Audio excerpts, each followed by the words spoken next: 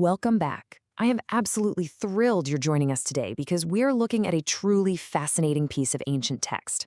We're stepping straight into the source material of the Mahabharata, specifically focusing on a story of magic, divine destiny, and, honestly, an epic cosmic conflict. If you love discovering how legendary figures get their start and unpacking complex mythology, well, you are in the exact right place. Let's get right into it. So here is the big question. How exactly does a peaceful lineage of sages produce the ultimate warrior? It's a pretty massive contradiction, right? And it's the core mystery driving today's source material. You see, in ancient Indian society, there was this really stark contrast. On one hand, you had the Brahmins, the peaceful, priestly caste dedicated to austere spiritual pursuits. And on the other hand, you had the Kshatriyas, the fierce military caste meant for the battlefield. Our text today answers exactly how these two completely opposite worlds ended up colliding in one extraordinary bloodline. Okay, let's dive into this. Section 1. A king's burning question. Our source opens with a really fascinating framing story. We've got the protector of the earth, King Yudhishthira, and he's visiting religious men out in the forest. There, he meets a man named Akritavrana. Now, Akritavrana is a valiant follower of the revered Rama, who you probably know better as Parasurama. Yudhishthira knows this guy has been a first-hand eyewitness to some incredible, literally world-shaking history. So he asks him a crucial question. He wants to know how the members of the military caste were vanquished on the field of battle by this sage, Rama, and, quote, what the original cause of those conflicts was. Akritavrana is, of course, more than happy to oblige. He promises to recite the excellent story of Rama's godlike deeds, his origins from Bhrigu's race, and the great war that started the whole shebang. Section 2. The Thousand-Armed Tyrant. To understand the origin of this warrior sage, Akritavrana flashes back to introduce the catalyst for our entire story. Because, let's face it, every great hero needs a massive, world-threatening villain, and our text delivers one of the most terrifying figures imaginable.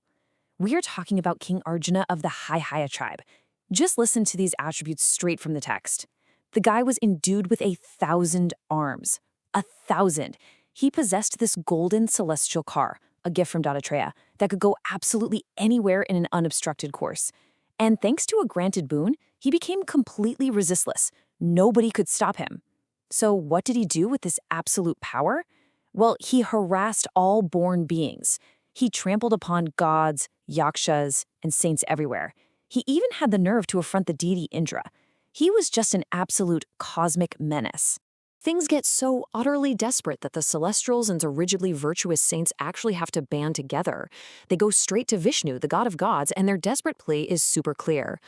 O blessed and revered Lord, for the purpose of preserving all the born beings, it is necessary that Arjuna should be killed by thee. The text tells us Vishnu agrees to help. He holds a quick consultation with Indra, and then he retreats to his chosen spot in the delightful Vadari wood to quietly plot the destruction of this 1,000-armed tyrant. Section 3. An impossible royal dowry.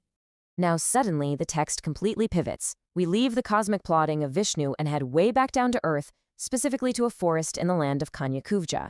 Here, we meet a mighty king named Gadhi, who has given up his throne for a life in the forest. He has a daughter, Satyavati, who the text describes as being as beautiful as a nymph of heaven.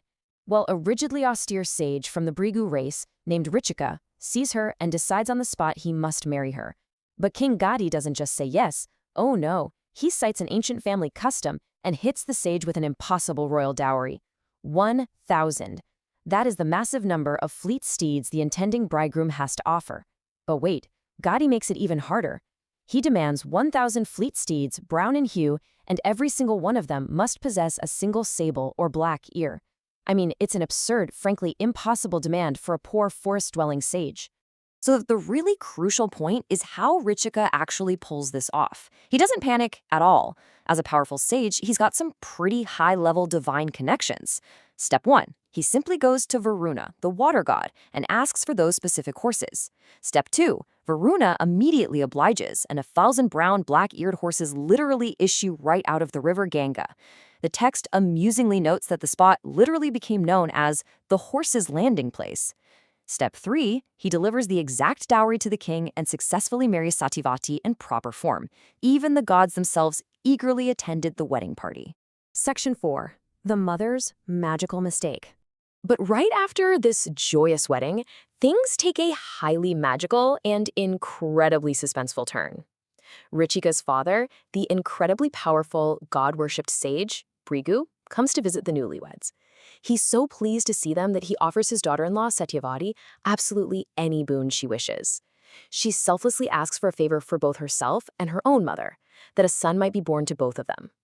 Bhrigu grants the favor. But this isn't just a simple blessing. Bhrigu tells them he has meticulously ransacked the entire universe to find specific drugs and essences, blending them with the utmost care into 2 distinct pots of rice and milk.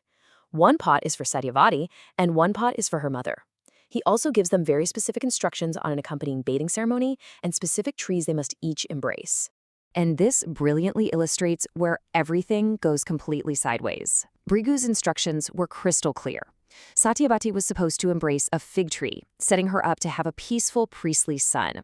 Her mother was supposed to embrace a peepal tree, to have a powerful, righteous warrior son. But the text reveals a shocking betrayal. Actually, it's more like a tragic deception. The mother deluded Satyavati. They completely swapped the pots of rice and milk, and they swapped the trees they embraced. No way, right? Section 5. The Birth of a Warrior. A long time passes. When the revered sage Bhrigu finally returns, he doesn't even need them to confess to the mix-up. Through his attribute of divine knowledge, he immediately knows exactly what happened. He confronts Satyavati, telling her that she took the wrong pot and embraced the wrong tree simply because her mother tricked her. Bhrigu lays out the severe, destiny-altering consequence of this. Satyavati, who is part of a peaceful priestly family, is now cursed to have a son with a character fit for the military order, a fierce warrior. And her mother will have a Kshatriya son who acts like a priest. Devastated by this fate, Satyavati begs her father-in-law for mercy again and again.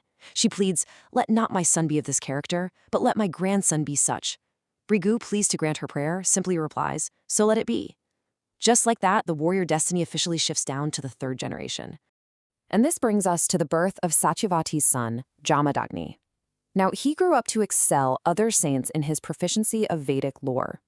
But true to the shifted magical essence, the text notes something incredibly ironic and honestly wonderful.